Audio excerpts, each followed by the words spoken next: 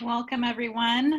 Thank you for being a part of today's webinar with Stewart Lundy. It's part of our Microdynamics series. It's Microdynamics 2, Scaling Biodynamics to Fit Your Needs.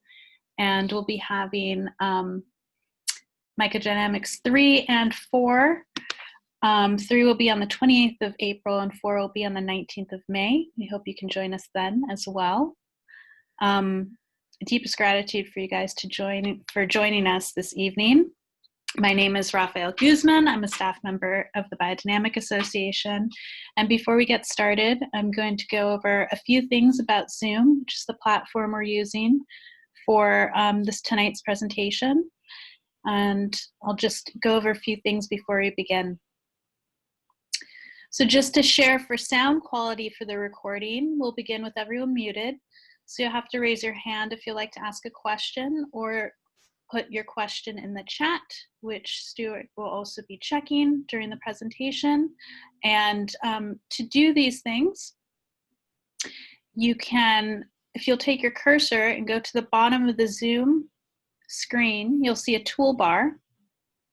And to raise your hand, you'll hover over the silhouettes of participants. Click on that, and there'll be a participant list to your right, at the bottom of which you'll see an option to raise or lower your hand and mute and unmute yourself. If you would like to add a question to the chat, again, at the bottom of your screen in that toolbar, there's an icon with a little speech bubble and 3 little dots, and you can just click on that and send a message either directly to someone or to the group as a whole. And for those of you who are calling in, you'll dial *9 to raise or lower your hand and *6 to mute and unmute yourself. Another option you have is, excuse me, to click the video camera icon on the bottom left of your toolbar. This will alternate between turning on and off your video camera, and we encourage everyone to have their video on, but if you're having any trouble with your audio, a simplest solution is to turn your video off, and that will give you more bandwidth for audio. Now, before we begin, I'll just like to open up for any questions anyone may have about Zoom.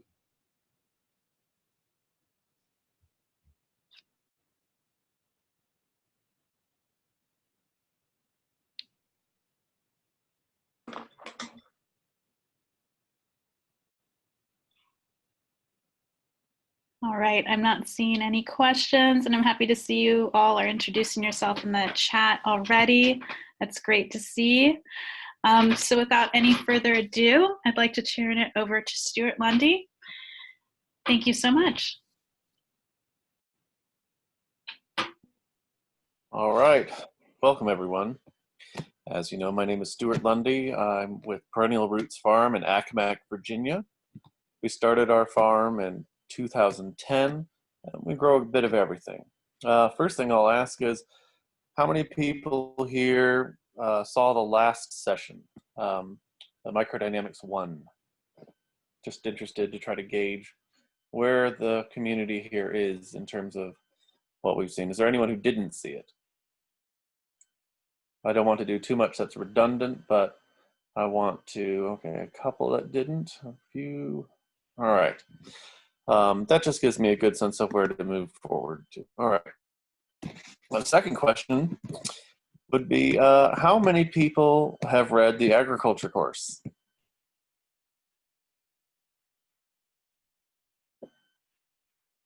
All right.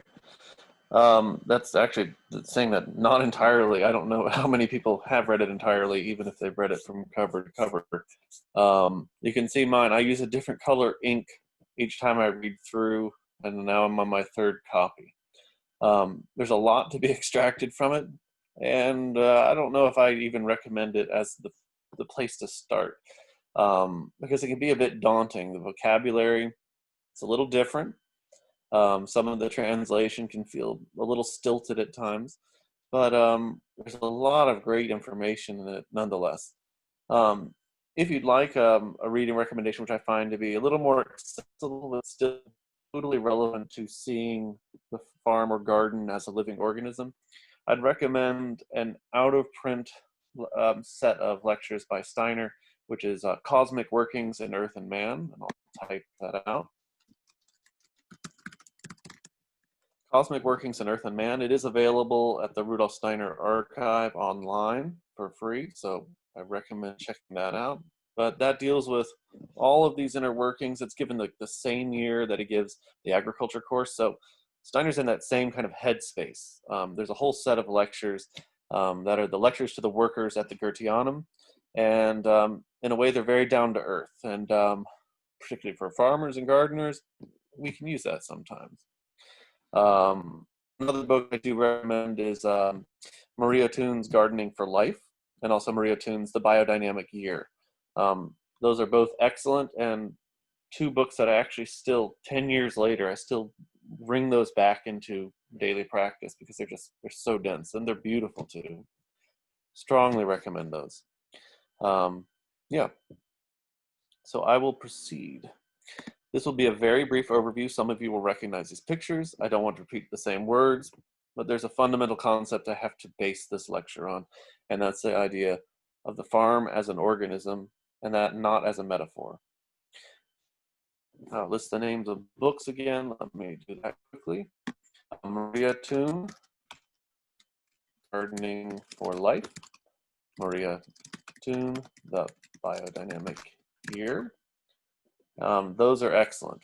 Pfeiffer also has a couple that are good. Reads What They Tell Us. And Pfeiffer's Grow a Garden and Be Self-Sufficient. The Grow a Garden and Be Self-Sufficient is excellent. It does culminate in a manifesto of the housewife at the very end, which may feel a bit outdated, but the rest of the book is totally practical gardening information, which is wonderful. But Maria Thune's is beautifully illustrated and eminently practical. Strongly recommend those. All right. So the concept I want to build this on is the idea of the farm as a living organism, and again, not as a metaphor. It's a nice idea. It sounds poetic, but for me, it's a real thing. Every living thing has an inside and an outside, and a semi-permeable membrane to mediate between those two worlds. It always has a skin, whether it's a single cellular organism, whether it's a farm, or whether it's a human being. There's always a living membrane to let certain things in and keep certain things in, and then also to let certain things out, whether it's pheromones or aromas. There's always that border. And the first step in this for any farm or any garden is to restore this living skin. Victor Schauberger would have described it in a slightly different way. He would have talked about this purple aura that's restored to the soil.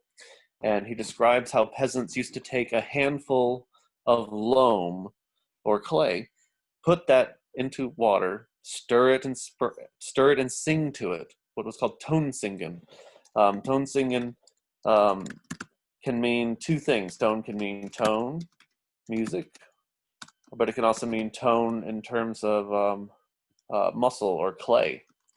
So it's clay singing. You make a vortex, you stir that, you spray it over your field, and it's a way to maintain this perpetual fertility. Biodynamics, obviously, piggybacks off of that concept of stirring even a small amount of your best soil or your best compost and spraying that out in order to perpetuate endless fertility. And that's how to restore this living membrane. But the first thing you'll see at a lot of farms, a lot of gardens, is just dirt. And you won't see a living skin. The first step towards that is to cover it with green and keep it green. So you're mediating between the earth and the sky. Life is always on the thresholds between two worlds. If you think in terms of elementals, Steiner talks about gnomes live in the earth element but mediate into the water element.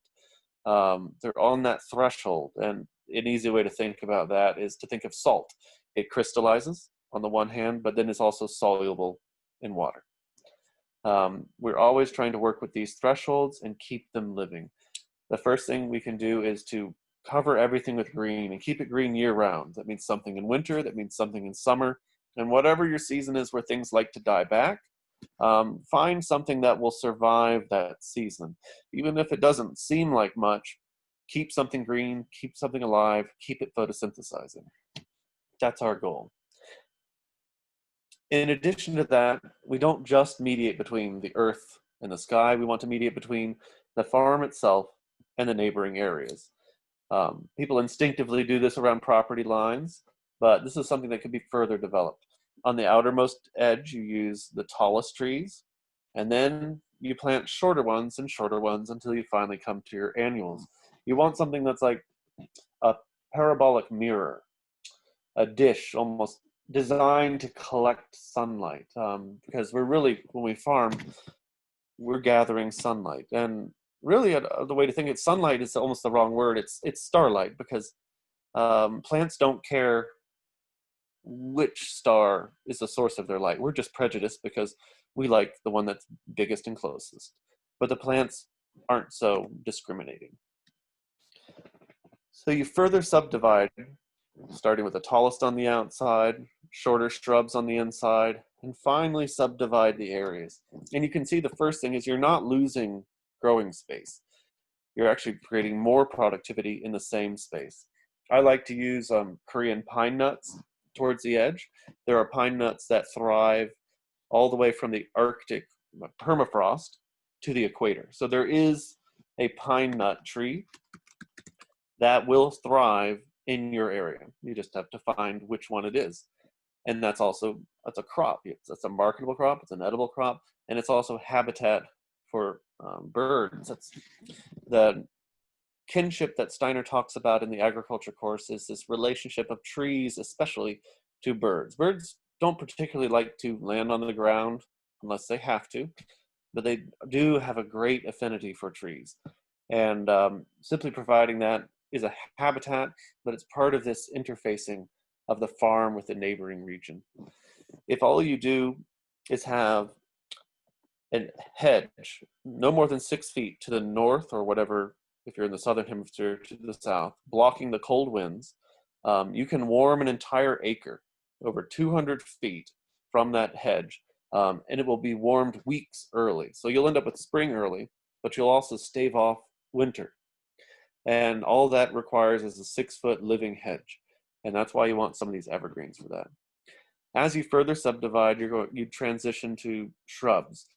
And these shrubs have more of an affinity for the mammals in the area, whether it's hazelnuts and elderberries, things like that. Again, these just improve productivity. These can be crops, these can be medicines, these can be food for your other animals if you're doing that. If you're on a small scale, they may not be direct food for your animals, but say you planted mulberries, and whether or not you want mulberries for the berries or not is almost beside the point. Mulberries can be stripped of their leaves almost every week, and you would be able to then feed that as hay, even in a terrible drought. The mulberries just keep growing back leaves.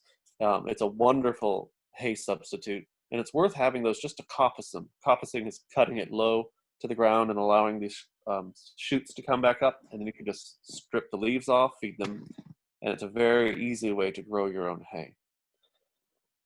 Someone's asking, what kind of shrubs can you use with goats as they like to forage? The ones I mentioned in particular, hazelnuts are really good for goats, particularly for mothers. They improve the butterfat content of milk, and that's one of the key developmental stages, which is really recommended. Any of these kind of woody bark producing shrubs, they really like. And elder produces quite a hard bark, and they're resilient under goat pressure. I particularly like Rosa rugosa because it produces many crops. I'm able to harvest the petals, and if I'm careful and I leave the center, I can also get the rose hip. And then because we have a long growing season, I'll also sometimes get a second flowering. But I'm able to make rose hip jam out of that. I can tincture that. Rose hips have an incredible amount of vitamin C, but you don't want to heat the vitamin C because it will destroy that, and you won't have any therapeutic property from that. If I move further, we want to divide everything. Everything's interfacing, and there's always going to be a membrane to go into the next room, so to speak. And this is true within our system. We have the meninges membrane that houses the brain. We have the mesentery that holds the gut. And we have the bladder, which holds urine. We also want a border around the garden itself. Sometimes you may be on such a scale that you only have the garden. But this is what Alan Chadwick referred to as a perennial herbaceous border. He says that this is the only contribution that the English gave to gardening. He's pretty hard on his own people. But Pfeiffer kind of has this idea and comes from a different angle, and in his book, The Face of the Earth, which is also very good, and I'll write that for you. In The Face of the Earth, he says that the garden should always have a border, and so it doesn't appear just like an open wound.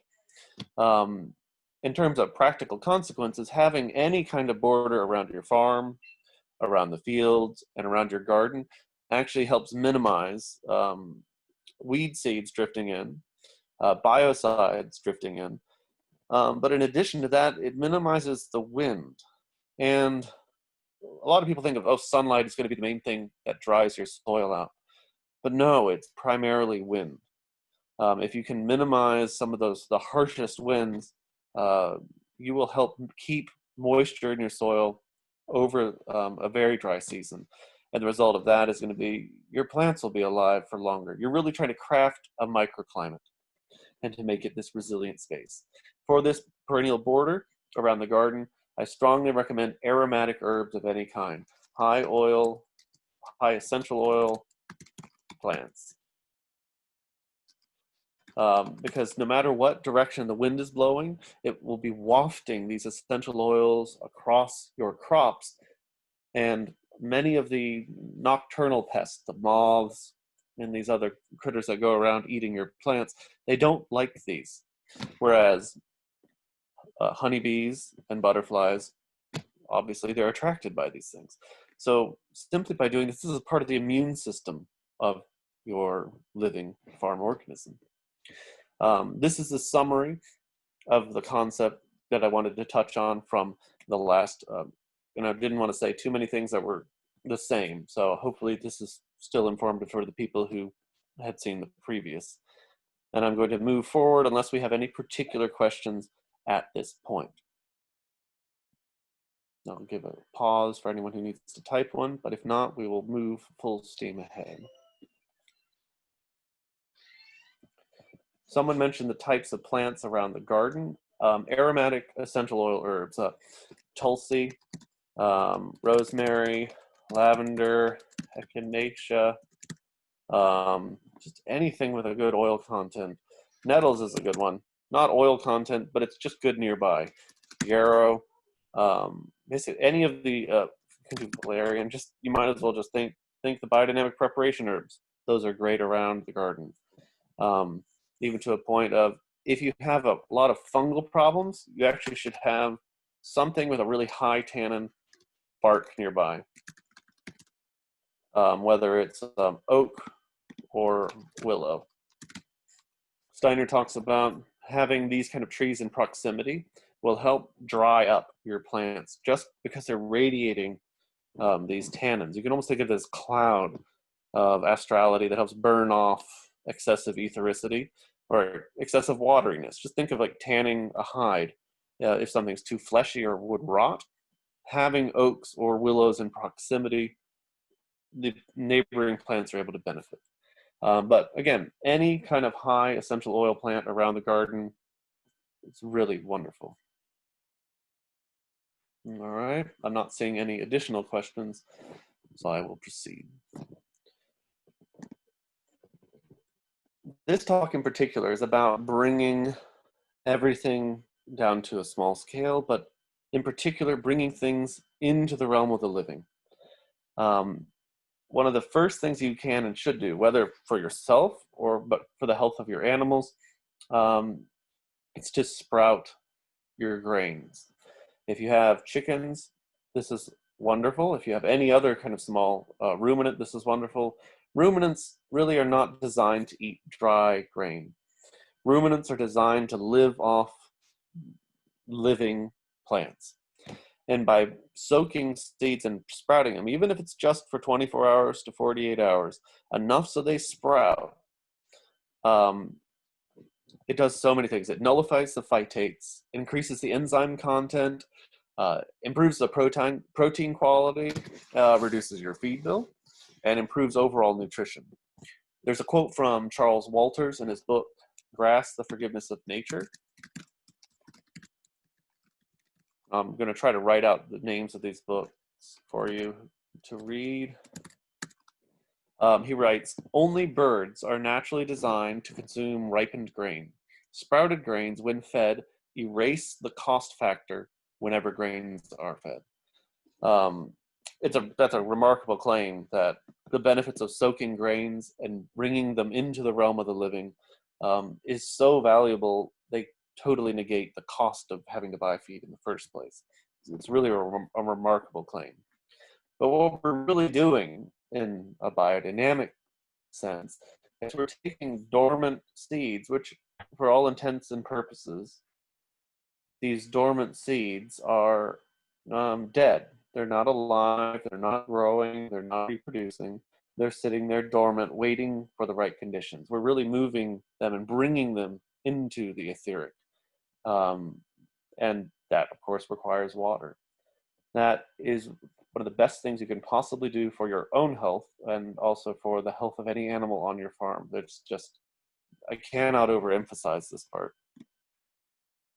This leads directly into the next slide, which can get this to work correctly.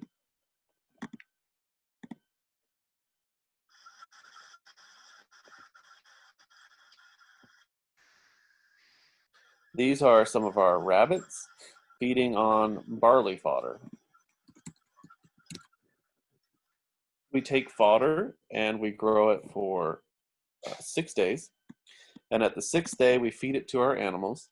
And this has not only the same benefits of everything else, but this allows us to give the full effects of biodynamics, of living food, to our animals, regardless of their condition. This brings viridity. This brings this primal greenness.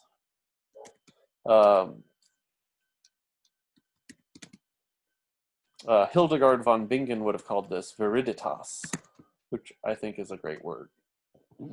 But this does everything that soaking does, except it improves digestibility from about 24% to over 80%. So this reduces your feed bill even more. So yeah, you could feed raw barley to an animal, but the digestibility is relatively poor. Once it's entered into this etheric realm, the animal doesn't have to sacrifice something of itself to enliven its food. The food enters the animal alive. This greatly reduces feed costs. There's I borrowed from a cost assessment of this, and if a farmer used fodder, the farmer would save $1.33 per cow per day, and have about 360% more available crude protein for the animals. And that's a remarkable saving when you run that over a year, especially if you have a herd. On a small scale, you may not see a lot of financial benefit, but the health benefits to your animals and the quality of the food will dramatically increase. In our setting, we actually use the biodynamic preparations in a perpetual vortex machine that keeps the water stirring. We add that to it, and it's constantly stirring 24/7. And that is what I have automatically spray our barley, which then is getting all of the benefits of the preparations in addition to that. So that goes straight to our animals, and I'm able to enliven it that way. On a smaller scale, you might do that by keeping some of that water, stirring some water with preparations, and using that to water the barley, however often that might be. And you can even save that water and use it if you're just rinsing them with it. This picture is probably a little bigger than what most of you will probably be doing, but regardless, rock dust is probably one of the most important things you can bring into play on your farm. We think of plants as alive, and that's easy because they grow, they produce their form, and then they're able to reproduce their form. That's the essence of life. It's able to grow, regrow, reproduce. That reproduction can be healing, healing one's own organism, reproducing one's organism, or literal reproduction, whether it's sexual or asexual. The thing about minerals is, to us, they don't move very fast. If you put 2 rocks in a closet, you're never going to get a third rock.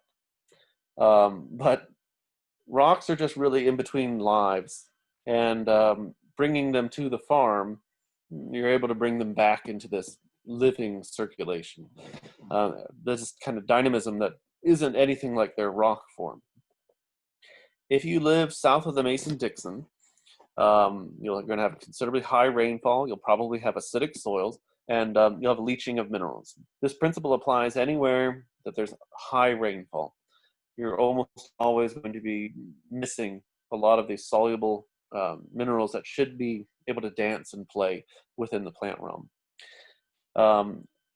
Anything south of the Mason-Dixon basically missed the last glaciation event. As the glaciers crept down over North America, they crushed entire mountains to dust and spread that over. And but they stopped when they got to the south. They said, I don't want to have anything to do with that. And then they retreated. So we don't have that. So you will want to bring some of that in. Someone's asking whether azomite is a form of rock dust, and yes, it counts. It's a kind of clay, not quite a rock, but it's in the same class. It's a volcanic clay, definitely worth doing. A lot of people recommend adding thousands and thousands of pounds, and I've done that. I've actually added, how many times? I did about 20,000 pounds of rock dust across the whole farm. About half of that went to about a 1 acre market garden, and the rest I spread evenly through the orchard and the pasture. It's a one-time investment. I'm never going to do it again. And it's slowly weathering into the soil and becoming part of it. On a small scale, or if I were more rational, I would do 50 pounds per acre per year, which you can do over and over. Glacial rock dust, absolutely, that is what you'd want. And the picture I actually have is basalt. And you can get these from quarries. If you're good at research, you can find quarries near you and get in touch with a place that sells bricks or moves gravel for driveways, and then you can pay the transportation costs, because this is a waste product of quarries. It's too fine for them to do anything with, and they've got to get rid of it somehow. So you can buy this basically at transportation costs if you're able to find it. Someone asked, how does that impact high clay content soils? It depends on what kind of rock you're adding, or if you're asking about the clay. Can you unpack that question, Bianca? That would help me. Someone else is asking, would you use rock dust in Southwest, like Texas? In that case, you may not need it. Again, it will depend on your parent soils. Once you get to the Midwest, the evaporation precipitation ratio is pretty neat. As in, it's raining just as much as evaporates, whereas in the East, it's raining way more than evaporates, and that causes washing out. You may not need that there, in which case you'll need water, and you're going to need organic matter, which is going to be that's a very different kind of battle. Someone said here that she can throw pots from my soil in Southern California due to there being so much clay. I've been adding compost, worm castings, and shell granite. If you have a very heavy clay soil, one of the best things you can add is biochar. And even biochar, and you take it and put it in a Vitamix blender and blend it to dust. John Priestley, if you Google John Priestley biochar, there should be an interview with him and Jabari Bird. And he talks specifically about how miraculous biochar blended to dust is on even the heaviest, worst clays, and makes them into this friable, crumbly soil, which retains all the benefits of clay, but the negatives are mitigated by biochar. I hope that answers that question. And I use a lot of biochar myself, not because of clay, but I'm on the other side. I have a very sandy soil. Biochar mix in. The reason you mix in biochar is that the outside is hydrophobic. It's afraid of water. And that means that you get a rain, it will float and wash away. You need to incorporate it. Because the inside of biochar is hydrophilic. It will actually absorb water over time and hold it even when the soil seems dry. And that will be available to plants. But you need to mix biochar in. I hope that helps.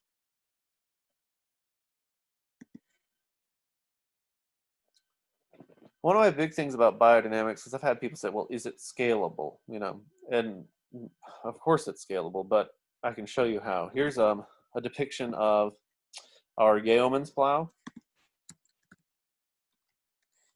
This is a deep ripper. They have 26-inch deep shanks, and you can see how little damage it does to the sod. This is about opening the soil up and providing air, light, and water, a way to get back into the soil.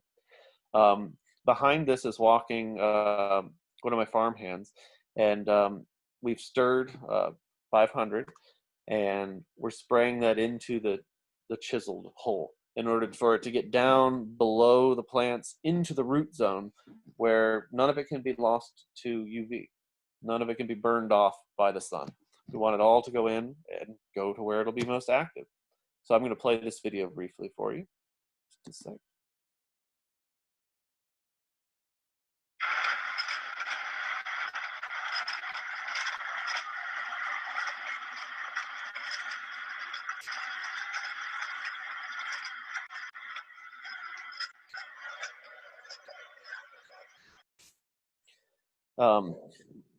This is a considerable amount of work on the tractor. You can only do this when the soil is dry enough, because if it's too wet, you'll smear the soil. Because you'll get down to the clay and it'll just smear, it becomes anaerobic, it's worse than before. You want it when it's dry, so when that shank moves through, it hits a hard clod, and instead of smearing, it shatters.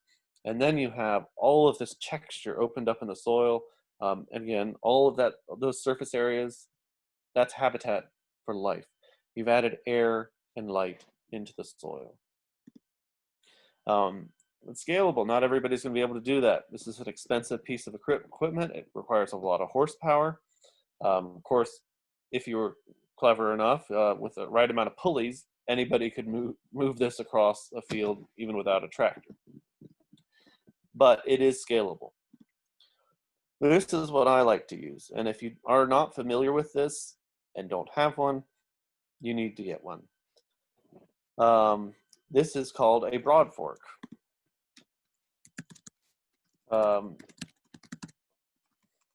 This is probably one of the most used tools. I've had our pair for nearly 10 years, at least 8 years.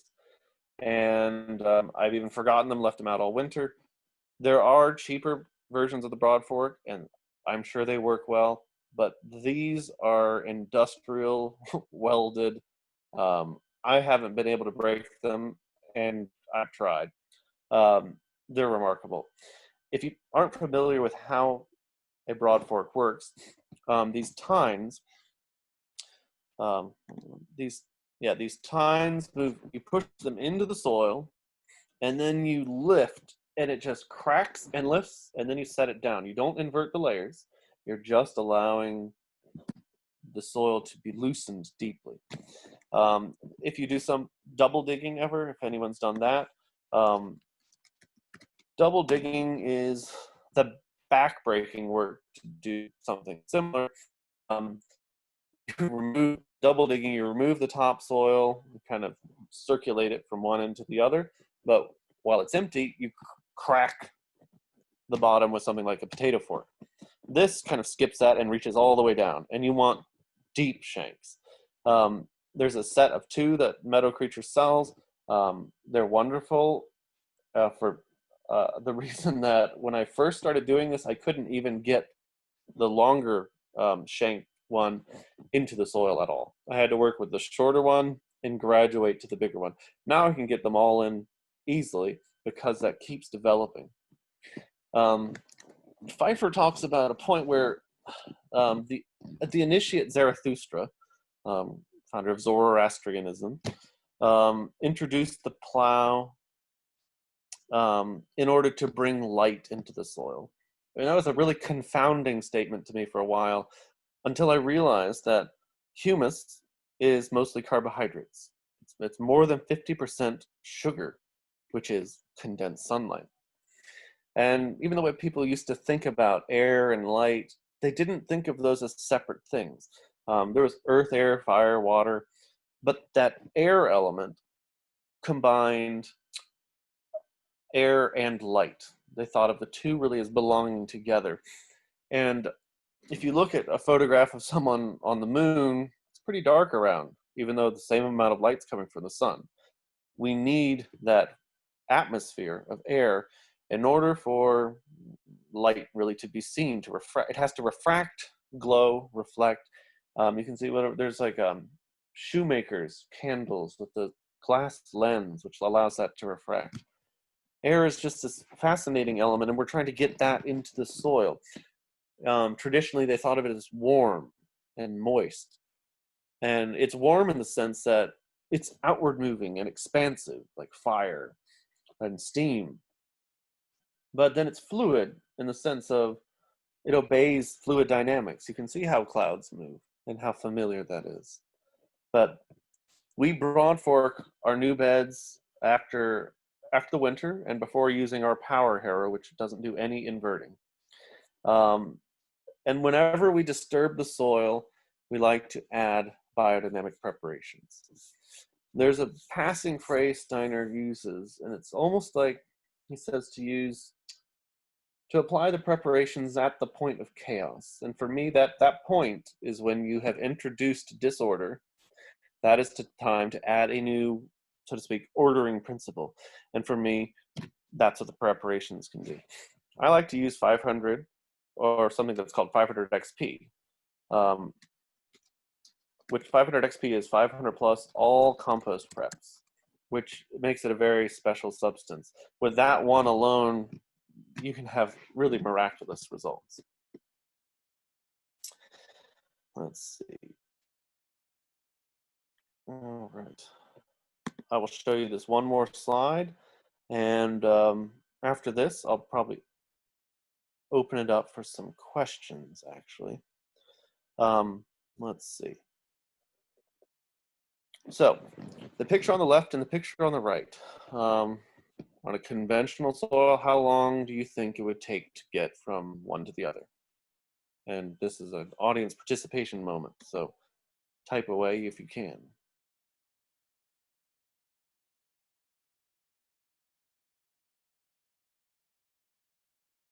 Someone says 1 season. Someone says 2 years. Someone says 1 year. Now, on a conventional soil left to itself, it stays the one on the left. And even, this is a picture from Alex Podolinsky's work. The one on the left, he actually takes these pictures of places that were under organic treatment for even 30 years. And yet, the soil was not improving deeper than the top layer. And this is seen in a period of just a few months over 1 season. And you can see how the picture on the left has these just compacted clods. The roots just simply do not reach. I'll show you. Yeah, the roots, you can see a couple roots up at the top, but then you see these cracks. You do not want to see that. That is just totally dead soil. But this is the same plot taken again, and you can see, look at this. This is a nice open crack. You see a different level of clods, this whole textured area. All sorts of life happening there. Roots reaching all the way down, even to these corners. A miraculous transformation. And what's nice is that Podolinsky didn't even use compost. In fact, he said that the best way to compost is not to compost at all. It sounds pretty radical, even for someone who's biodynamic, since the heart of biodynamics tends to be compost. It can't even work unless you have rotational grazing. And he says, and Pfeiffer also says, biodynamics is not meant to work without livestock. Now, that might be disappointing for some of you, but the good thing is that regardless of your scale, you're going to be working with livestock, even if your livestock are earthworms and pill bugs and dung beetles. You may be a shepherd of these invisible creatures, but nonetheless, you are working with farmers. And even if you're no-till, these critters are going to be doing your tillage. You want them to do it instead of a machine. That's wonderful, but you have these and you can still tend them and you can still work that direction. Pfeiffer even found, and with microbial analysis of the 500 horn manure, that it was very similar to the populations found in earthworm castings. And we'll get a little more to that later. Let me finish this slide. And I will read this one in full for the benefit of people listening. This is from Alex Podolinsky, Biodynamic Agricultural Introductory Lectures, Volume 2, page 15. In the early days, we ran trials. Depleted soil was deep-ripped. We sowed the right species and applied 500 and had the well-known results. In 6 years, we raised the organic matter levels from 0.9% in the top 4 inches to approximately 12%, and varyingly to 2.4% 40 inches deep. Ripping exactly the same way, etc., but without 500, the soil biology developed to 20 centimeters depth, no further.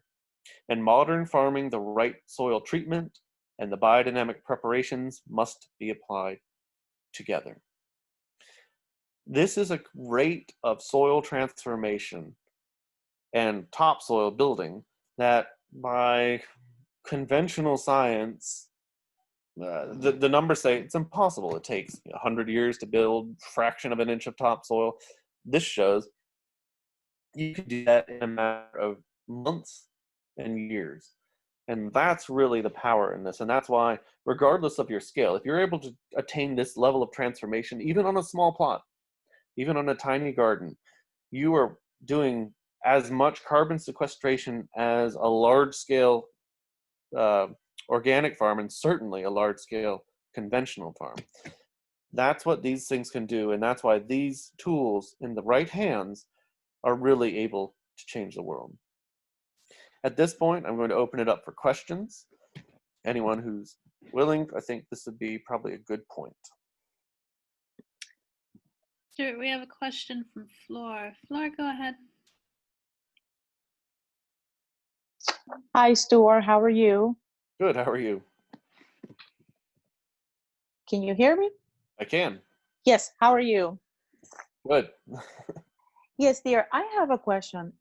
This year, I am doing a garden in my townhouse, and I have a small place, so I'm using pots.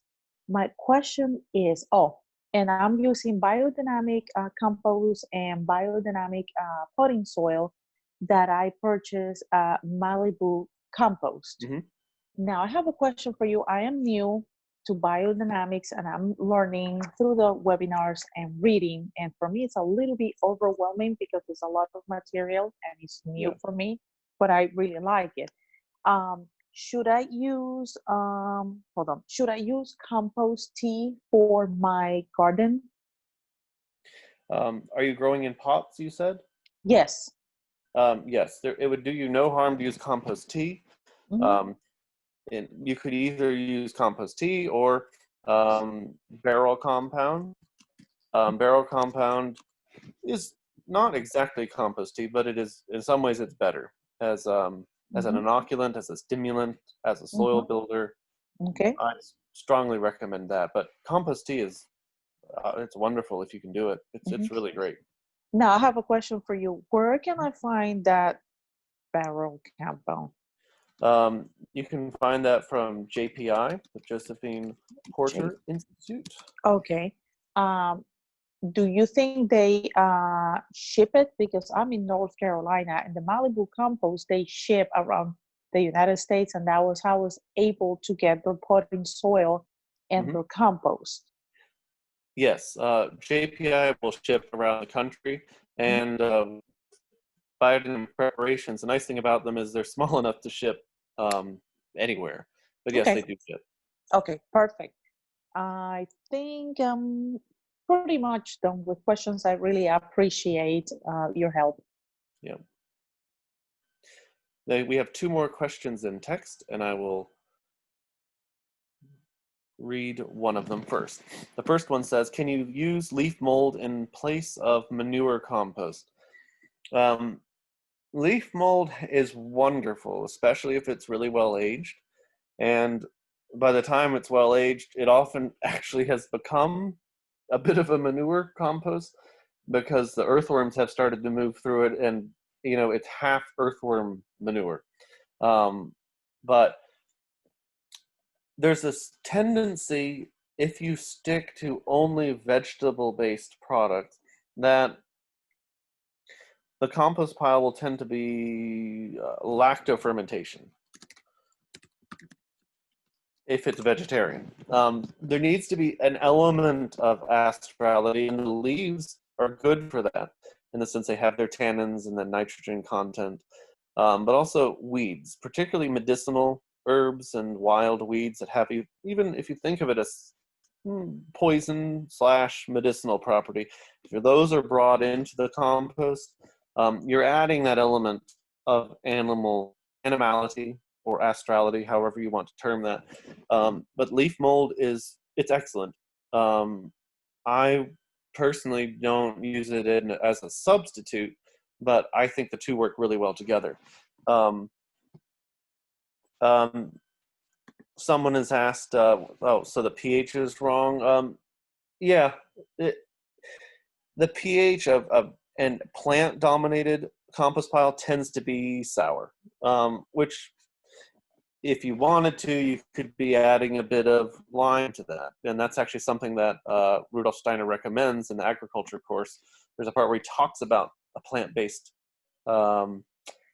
compost. And there was a talk that I heard recently from Malcolm Gardner, who translated the agriculture course. And he was really adamant about this special combination of a vegetable-based compost and quicklime that does something like that. Now, I prefer to use a living animal source. Old ancient limestone mined, that's a different kind of animal influence. It's not a living one in the sense of the manures. Someone here is asking, how would you apply the compost preps to an established compost pile that is in a composting container?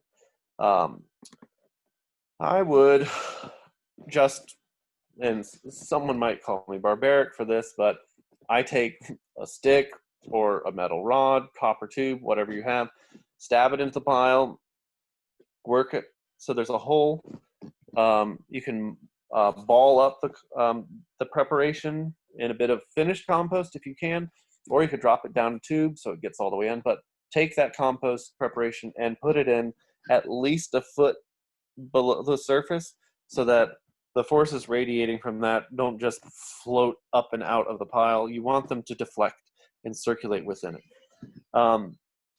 The way I've come to see the preparations, particularly when added to compost, is you have these concentrated pockets of energy, or microbes, however you want to think of it. You can think of it as microbiological culture that is in a particular way, at a concentration. Or you can think of energy, whichever it is. Energy moves from high concentration to low, and microbes will grow outwards and eat the other stuff. So you end up with dandelion on one side, chamomile on another, oak bark over here. You end up with yarrow over here and nettles in the middle. They all crisscross. And you end up with a sort of dynamic, energetic stirring of the compost pile without turning the pile. And this happens pretty quickly. And you'll often find, once these have been added, that a dormant pile wakes back up again and develops that kind of benevolent fever. And this can be done several times. So it's not just that you treat a compost pile once and then you walk away. what I've started to do is actually I'll do the preparations in a pattern, and then I'll switch where the pattern is, and then I'll switch it again. So you end up with these crisscrossings happening in different ways. You can't turn your pile or don't want to turn your pile. For me, the biodynamic preparations basically do that for you. Someone is asking, we have a lawn with poor soil and want to lift it and grow vegetables. Well, depending on what kind of grass you have, one of my favorite things is a silage tarp. A silage tarp or something similar, you can smother the grass to a point that it just dies. And any weed seeds that are on the surface also die. Sometimes it takes too long and you don't have the time, particularly if you're trying to get a garden in right now. In that case, I would actually try to do a controlled burn of the area in order to burn away everything that you can and start again. If the soil is really bad, you're going to have to crack it deeply. One of the reasons for deep cracking is capillary action. If anybody's ever taken a bit of a paper towel and stuck it in a bowl of water, you can watch how the water just creeps up to the top. That, if the soil is compacted, can't happen. And that means that the plants will run out of water in the middle of summer because they're just relying on this very low bandwidth, the top layer of the soil. You need to get deeper. So even if you smother the soil with cardboard and build it up on top, it's a good way to deal with if you have to get a garden up and running immediately. But you will want to crack deeply first. And it may seem superfluous, but it will go a long way. And I would crack deeply and stir the preparations. And even if it's a watering can, use the watering can and just water into all of those cracks and then establish the bed on top of that. You're going to have to do something to smother that grass. And the nice thing about using cardboard is that by the time the cardboard is broken down, the grass will mostly have died underneath, and then the roots from your plants can just go down into the cracks you've already established. I hope that helps. Someone's asking about direction for sandy soil other than biochar, preps, barrel compound, other amendments, and also specific crops to start with that will be successful as soil is still being built. Starting medicinal herb problems. Fine. That's very good for sandy soils. It's a legume that will grow in even really acidic soil. It's rare that a legume will fix nitrogen in an acidic sandy soil. Lupine will do it.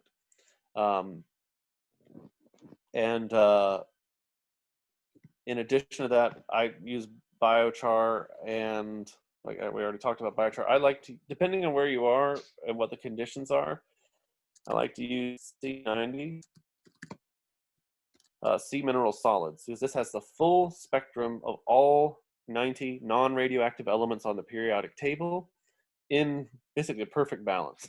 They harvest this from over 60 feet below the ocean surface, because that top layer of the ocean, that has all of our pollution, all of all of industrial pollution, the lead, the radiation, it's in this top layer. It has not percolated down yet. So getting the sea salt from deeper, we're able to bypass that and bring up to the soil the things that have washed down over time. C90, C mineral solids are incredible for that. And if you're trying to build soil as quickly as possible, if you could do fava beans are the favorite soil builder of Alan Chadwick. Let's see. And I use a lot of compost. I use compost. You'll probably want to use gypsum. Gypsum is a miraculous compound. I usually have a piece in my pocket. I don't today. No, wait, maybe I do. I do. Hold on. This is just me. This is gypsum, and Gypsum is also known as St. Mary's glass. It is a special combination of sulfur and calcium without an intermediary. And it's rare for that lime pole and that sulfur pole to come into direct relationship, but this is it. This is a neutral pH. You can apply this to an alkaline soil. You can apply this to an acidic soil. The sulfur will mobilize the spirit in the soil, and the calcium will do its work without changing the pH. So if you need one or the other, whatever mobilized, this is just, it's a wonderful, yeah, someone's saying selenite. Yeah, gypsum is selenite. It's the same thing, yes. And it's very soft. You can scratch it. It's wonderful. Someone's asking, so what would be the C90 application per acre?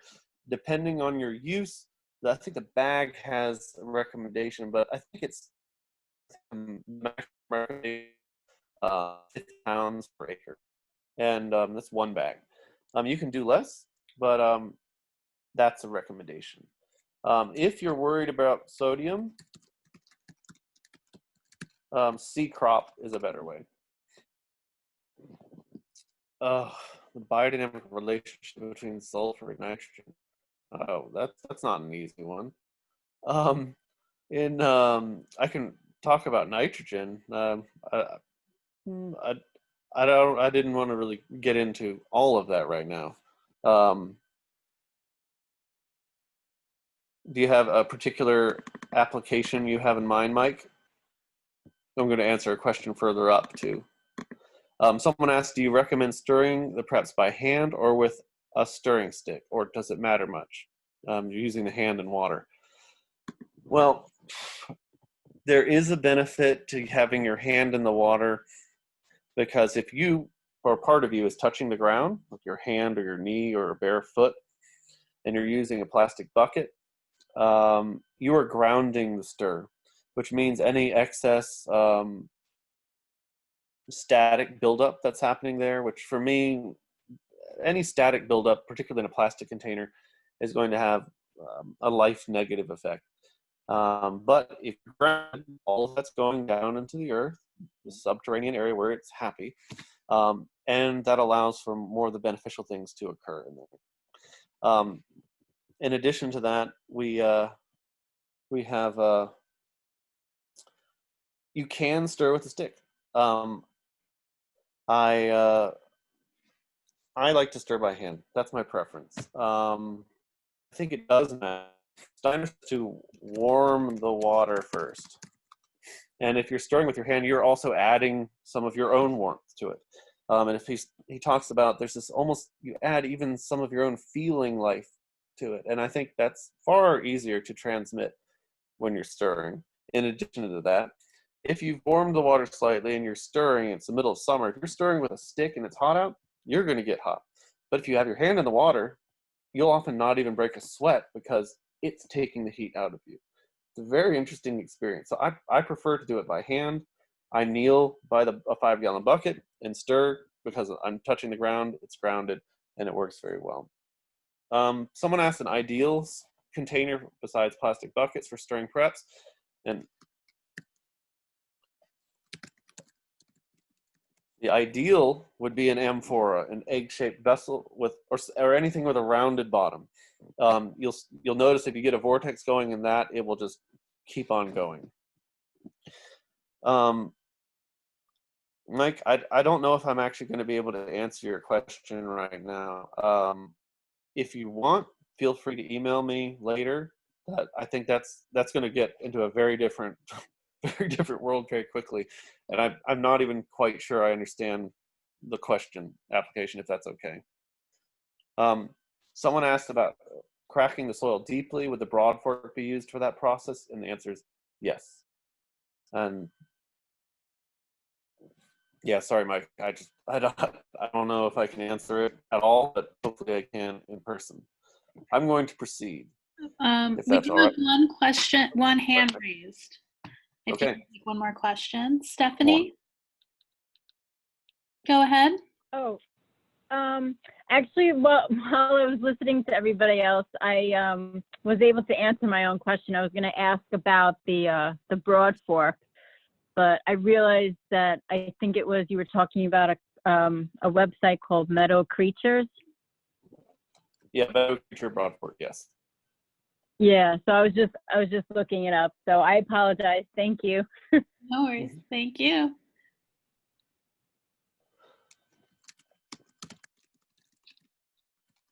If you Google meadow creature broadfork, you should be able to find it. I don't remember the actual website, but I'm going to proceed. All right. This is a process called prepotentizing.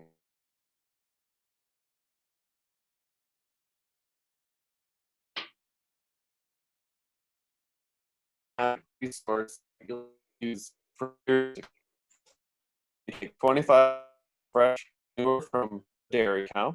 Get the best you can. Hopefully it's biodynamic. That's rare. Better if it's organic. That'd be great. Better if it's organic and just really grass-fed, free range. Oh, my audio is going out. Is it better now? Okay. I will start over. 25 gallons of fresh dairy cow manure from the best source you can. 200 grams of finely ground pullet eggshells. And I like to toast them first. And I'll copy the text of this so you guys can have it. And you get 200 grams of pullet eggshells. Toasting them converts them to a bit more of a quicklime, and they'll absorb into the manure better. 1,000 grams of basalt dust, and then you need 81 bricks, smooth surface to work on, and 3 sets of compost preps. You stir this for an hour with flat shovels. It helps to have 2 or 3 people. The third person's nice to switch off so everybody can have a break in this. But this chewing process, for me, I see it as radicalizing the bovine process that the cow never finishes herself. She chews, swallows, regurgitates, chews, swallows, regurgitates, and then eventually says, I'm done. I can't take this any further. But we can. We can take to completion what the cow can't finish for herself. And in fact, there's a reason a cow doesn't produce humus. If a cow were to produce straight humus as excrement, she would die. It would poison her. The whole process is to a mammal, and that's why animals get rid of things so that they don't die of the byproducts of this digestive process. But we can take to completion what the cow herself can't, and that's what these preparations are about. Here's a quote from Paracelsus I found recently, which I thought really captures the biodynamic idea. And I'll read that. It says, nature is so careful and exact in her creations that they cannot be used without great skill, for she does not produce anything that is perfect in itself. Man must bring everything to perfection. This work of bringing things to their perfection is called alchemy, which I think is a very nice quote. The basalt size that you need, Maria Toon indicates, is 0.2 millimeters to 5 millimeters, fine sand kind of texture. And rock dust local is a good source for that if you want to order it, and you can even tell them that's what you need.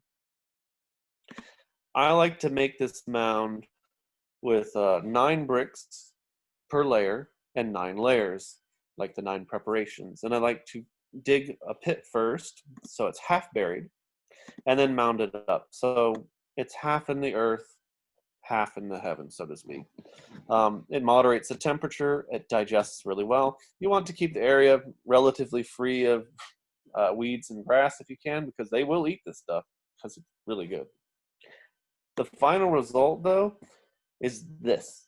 This is, you reduce what was manure, and that chewing process makes it really thorough. It's not just aged manure when you do this. You get this colloidal anonymity, where you shouldn't really be able to see parent material, but if you think you do, you take it, you look at it, and you smudge it, and it vanishes. it's a mere ghost of form that remains. Instead, all you have left really are forces. If you go through this process, which might take you a couple hours, you might have to drive to a farm once, you end up with enough barrel compound that retail would cost you $1,600. These are probably 2 or 3 of the most valuable hours you'll spend in your life, unless you're in a business where you're making more than that, and good for you. But most of us aren't, particularly if we're farming. But this is enough to treat hundreds of acres. And you can store it, and as it ages, you put it in a crock or something, it can become better. Like, it's really wonderful.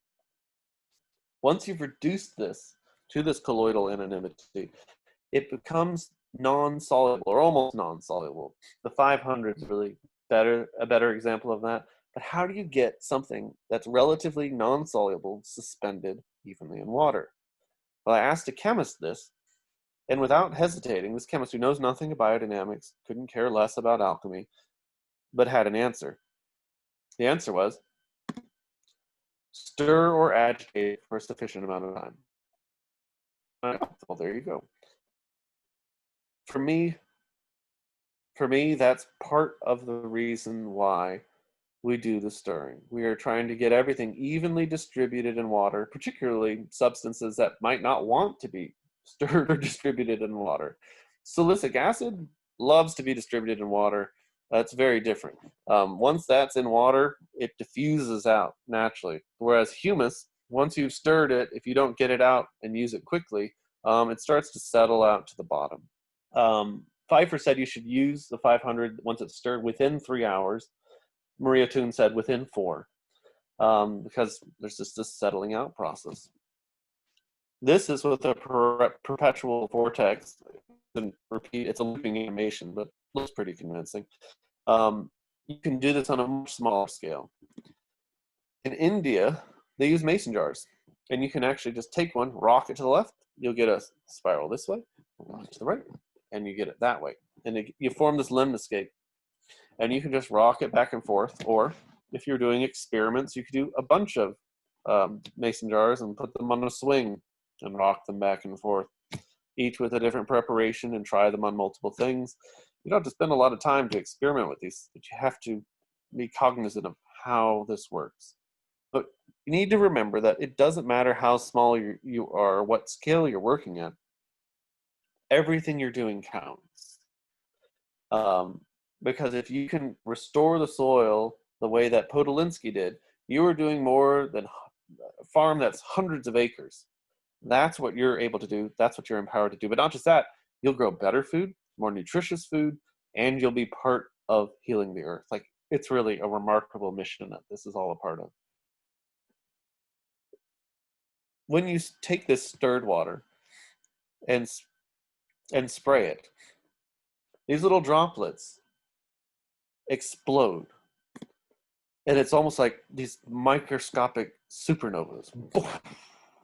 And it's just, they're explosions all through the soil, radiating the forces that were suspended. As soon as that water stops stirring, it goes boom, out everywhere. And you want that in the soil. And I like to apply the 500 in particular when the ground is cooling. Why do I say that? Because sometimes it's not cooling in the evening. If it's warming up and you have the temperature going up in the evening, it's not going into the soil. You want it when the ground is cooling. But I say generally that's at sundown. Generally that's in the evening. But sometimes that's in the middle of the day and you have cloud cover come in. What is the dynamic evening to your soil is going to be entirely relative. So knowing when to do that, you have to be smart. Someone's asking, what do you think of the prepotentized 500 and 501? Just as effective. I think you end up with a more homogeneous product. In my experience, I have not found that it means you stir less. I do find you end up with a superior product. It's a bit like, I've tried horns where they're just randomly stuffed with manure and then stuffed with the homogenized manure that's been stirred, prepotentized for an hour. I end up with a much more consistent product by the end, and it's all better. Now, does that mean I have to stir it less to distribute it? Well, I haven't found that to be true, but I do find pre-potentized 500 to be better. I don't have enough experience comparing pre-potentized 501 to regular 501, but I would imagine you would end up with possibly an even more thorough release of silicic acid, which is what we're after with that.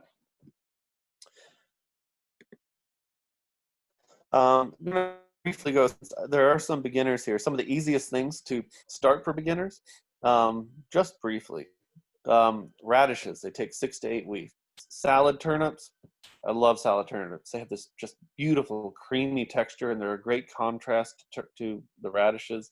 Asian greens, you can't go wrong with. Lettuce is very forgiving. Arugula, aromatic herbs, cut flowers, like cans, not some of the easiest. Like just if you're just starting, I strongly recommend. And if you're thinking about flats, oh, someone said they can't hear me. Am I breaking up or just inaudible? There's a little bit of a delay. I'm just going to turn off your video and see if that boosts that. Okay. Thank you. Yeah, you have some contention on the network at your end.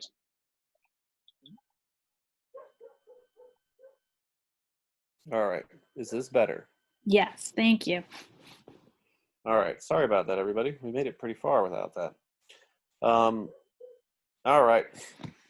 When finding your seeds, I strongly recommend looking for local sources. And if that means you have to go to the master gardener, somebody who's grown vegetables for a long time and saves them, that will save you a lot of headache because those seeds are already acclimated to your region, to the soil type, to the pests of the area. Someone's already done years of work for you. Like, don't make it harder on yourself. If you're ordering from across the country, yeah, those seeds are going to, oh, this is very interesting. I've never grown in soil like this before, and they're going to have to learn it all over again. Find that if you can. If you can't, start from seed.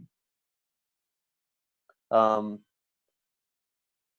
I strongly recommend open flats because they outperform using separate cells.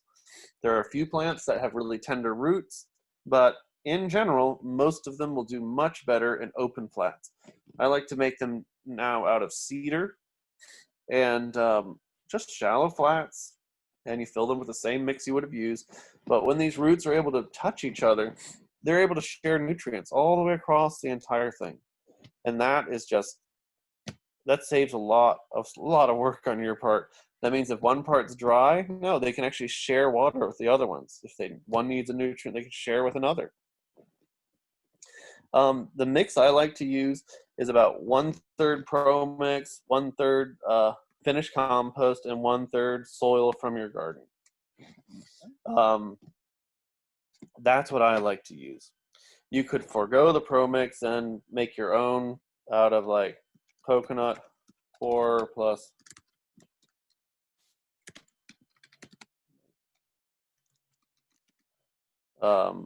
sorry, I'm typing it for you. Coconut core, vermiculite, and mycorrhizae.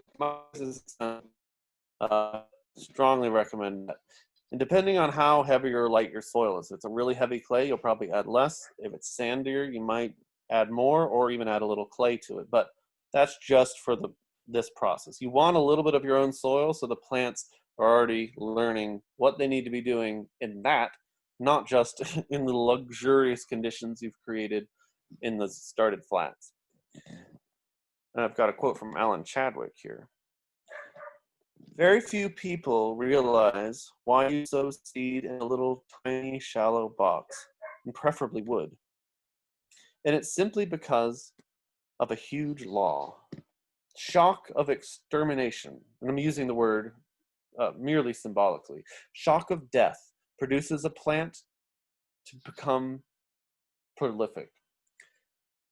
And they flower like mad because of a huge law of the vision of the end causes proliferation. In other words, the whole vision of this matter is that the shock of death means proliferation. An easy example of this is when you prune a tree, it will produce prolifically. When you put something under even mild amount of stress, where it feels that it's running out of resources, boom, it tries to reproduce.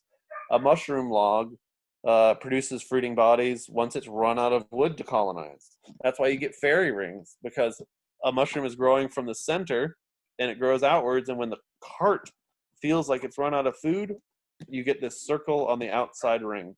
Same thing. Someone says, how far can plants influence one another when outside of a seed starting tray? This is fascinating, but they've done some tests with radioactive isotopes of carbon given to a single, and they were testing plants all around, like the woods, the forest, thousands of feet away, were circulating that same carbon, and they knew it was that because they put a carbon that wasn't anywhere near there. So that cycles all the way around everywhere. And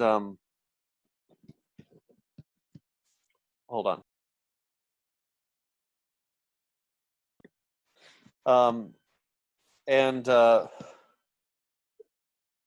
What they did, there's some experiments done, and I think you can find these in the book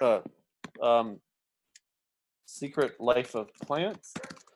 But they tried plants who were in the same flat together, separated them, put some outside, and left some forgetfully in the greenhouse, and yet they seem to have maintained a quantum link. That's another reason why I like to start the plants together in a flat, is once those links have been formed genetically, they're able to respond to each other even halfway across the farm. It may not look dramatic, but there's a relationship that arises there. Someone asked, how do you separate? The first thing I do is make sure to cut the roots in between, especially if they've grown a full mat. And then I keep them in a shady spot for a couple days, allow them to recover from that, to adjust, then I separate them. So don't do it all at once or you might shock your plants. And if you transplant, always transplant in the evening. What is evening? Depends on the weather. If a storm is rolling in, that's evening. Someone said, back to compost, is it good to have plenty of insects in it? The short answer is yes. Yeah, I'm in a subtropical area and you're going to have critters in it. So they're going to be digesting what's there. Now, why do you have critters? Because you have food. Some people will ask, why is your compost alive? And they'll say, because it has bacteria. But in biodynamics, we like to say, no, it has bacteria and insects because it had life force to begin with. There was something there to feed those things. So it's great to have the insects. In the tropics, it's going to be difficult because we're going to have to try to slow down the fermentation because it might go too quickly. And sometimes finding a way to slow that, even if it means sinking it into the ground, not if it's going to get too wet, obviously, but something that can moderate its temperature and even cool it a bit. That's a way to do it if you're in a really dry, hot area, or if you're in an area that's just too warm. And this is what the plants will end up looking like if you process them this way. And it's really wonderful. They come out so much more alive than if you have them in separate cells, where you just kind of, again, the roots aren't able to share. Plants like to share. They like to be in community. There's an old saying that tomatoes like to hold hands. And that saying's older than the idea of mycorrhizae or the idea that plant roots fuse together and become indistinguishable below the ground. But that's what we're after.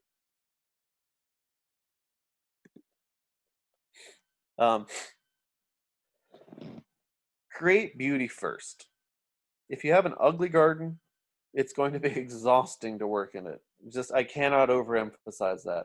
And it may seem like an unnecessary expense to get some bulbing daffodils, but once those are there, they're always going to be there, and they will pay dividends. If you have a space that is ugly, if you have a space that is cluttered, it will be harder to work in it. It will be exhausting to work in it. And I don't mean a fastidious OCD, cleanly kind of thing, not a manicured suburban lawn. I don't mean that, but I do mean it should be beautiful, and that should be considered a major investment. Like it's wonderful. It will pay because every just being out there will be rewarding. You'll feel rejuvenated and not tired from working. In addition to that, precisely because this is about small scale and scaling it down, if you can have nothing else, you can probably have rabbits, and they're adorable. This is some of our, I think the red satin, which comes from the New Zealand white. And for some reason, red comes out of it. I think it's sort of a double recessive gene, a bit like how red-haired people will come out of sometimes two blonde-haired people. But this is, I guess, how rabbit genetics work.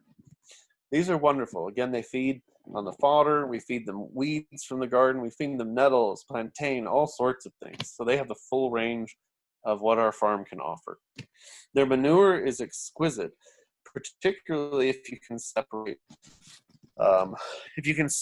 the urine from it. It makes wonderful food for earthworm castings. But why do we really have animals? In biodynamics, it's not so simple as just whether we, want to have food or even the manure, though those are definitely benefits. Carl Koenig, I think, says it really well.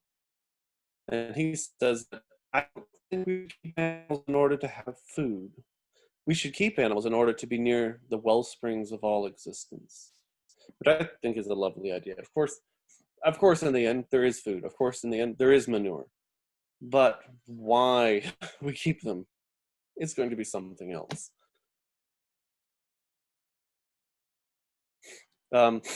Someone asked at the start of the no, I definitely bring in whatever you can get. Start with. Pfeiffer recommends 10 tons per acre to start. That's a lot. But to start a biodynamic farm, that's what Pfeiffer says. I don't know, that's a lot. You may not be able to do that. Do whatever you can, though. Anything is better than nothing. It's such a flexible scale. But if you can get commercial, get commercial. That's all you can get that. Anything is better than nothing. The preps also added to that will make it a superior product. It will not be what you bought once you've added preps to it. It will be something new. One of the best things to add is this. If you don't have nettles, get nettles. That should be part of your hedge, should be anywhere in your garden. Nettles has all essential amino acids plus 6 more. That makes it an amazing plant food. Nettles is the only preparation that Pfeiffer found to consistently improve flavor. And I think a lot of that has to do with this full spectrum of amino acids that it has. This is going to stink.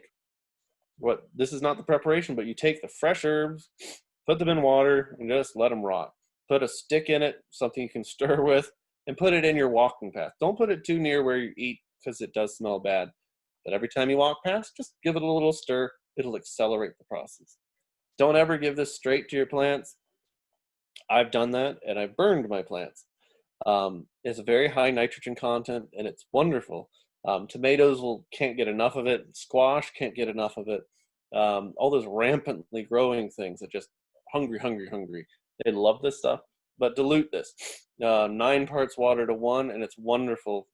You can just keep doing that over and over. It's very hard to overdo when you do it at that rate. This is one of the most therapeutic things you can do for your whole garden, and the silica content of this is tremendous, along with the salicylic acid, which the two together help against biotic stress from biological things and abiotic stress.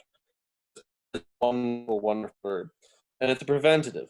You should be applying this even as a foliar or more concentrated to the roots, and you would love the results you see from that. Someone said, you always know solution uncovered. You can. I do like to put something over it so that just bugs and other debris aren't falling into it. And it is okay to be diluted by rainwater. Yes, absolutely. Let's see, where am I?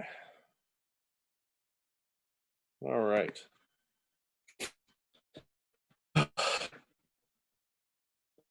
The time to use silicic acid is in particular in the morning. This is when Steiner recommended.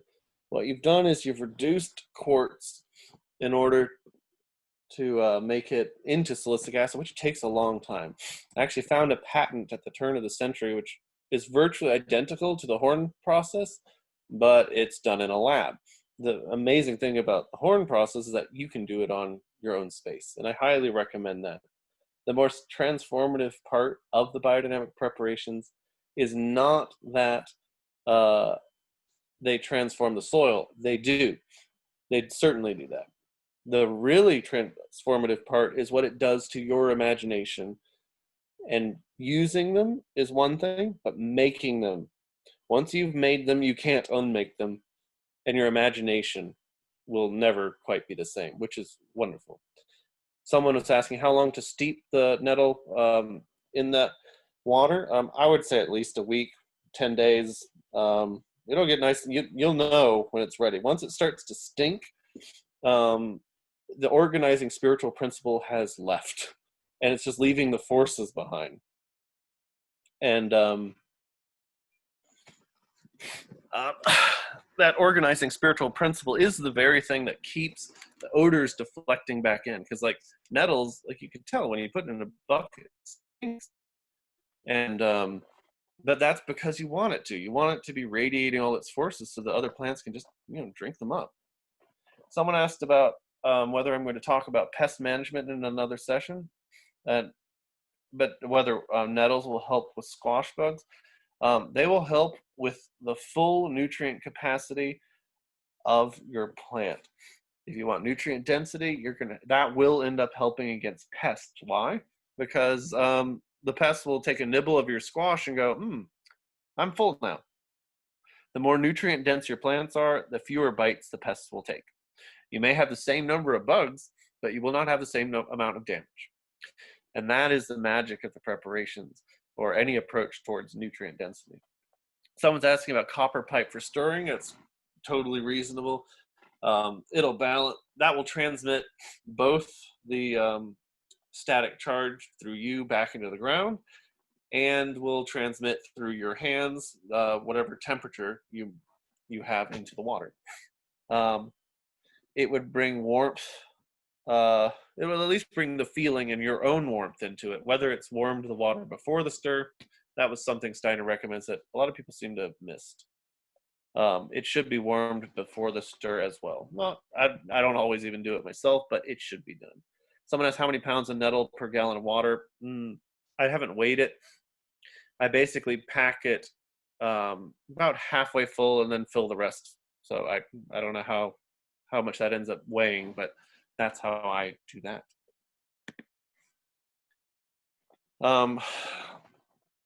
I'll briefly go over the benefits of silica because this is really important.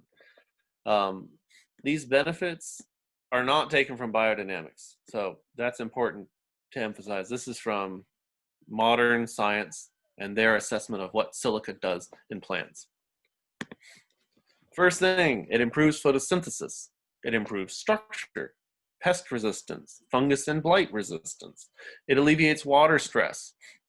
And that water stress, whether it is too much water or too little water, it regulates the transpiration of the plant. So the plant is able to have the amount of water it wants. I mean, if it totally runs out of water, it will die like any plant. But this, in terms of like biodynamics, silica is enhancing the sensory nerves of the plant, so to speak. It becomes more sensitive to light, more responsive to the environment, and becomes more self-regulating, more perceptive, you could almost say. Again, improves drought resistance, increases nutrient density, and it even forms aluminum silicate complexes, detoxifying aluminum. This is also true in the human body. Silicic acid can cross the blood-brain barrier and bind to aluminum, and that's basically clay. Your body knows what to do with that. It doesn't really know what to do with aluminum. And yeah, we're nearing our end, but let's see if I have anything else. Seed charging. These are beets that were put into a stag bladder and treated the same way as one of the preparations, and this is how they grew. This was an experiment. They're huge, but some of the reasonings behind this comes down to this quote from Steiner. The plant seeds come together with a power of destruction that exists in the dead body, and their powers are actually preserved. They will then be as active and as fresh grain, even after a very long time. This quote, Steiner is referencing seeds that have maintained viability in ancient Egyptian tombs. That's how long this stuff can work, and it charges. You can bury seeds in jars in your compost pile. You can bury them over winter. And there's that element of cold stratification. But as things are being destroyed, they are radiating the forces that went into composing them. It's that simple. And the seeds are able to absorb that. And that's what you want. When do I spray 501? I spray that at least once a year. And I like to do it after the plants have a true leaf. And it's because they're already truly photosynthesizing at that point. Not too early, and not when the flowers are open. Before that, and then when the fruit is setting, I like to do it then. In general, that's most of my slides, and I hope it was informative. There was a lot to cover, kind of ended abruptly. I hope you're okay with that. There's a lot more that we'll be covering in the next webinar. The next one is going to be talking about planting by the moon and the lunar calendar and other nuances to that. I'm also giving a talk myself on just the 500. And if you go to my website, you can check that out at perennialroots.com. That one, I'm actually shipping horns to people if anyone's interested. But that one's also sliding scale, $0 to whatever you're able to afford. But yeah, I'm doing several of these. Hope this was useful. If anybody has a question, they can write me at perennialroots@gmail.com. And I hope that was helpful. Thank you, Stewart, and thank you all for participating tonight. Tomorrow I'll be sending out the video recording with a quick survey so I can hear and learn from your experience. And I'll leave it at that for tonight. I hope you'll join us for our next in this series, Microdynamics 3, which will be on the 28th of this month. Thank you again. Thank you. Good night. Thank you. Thanks, everybody. Thanks, Stewart. Thank you, Stu.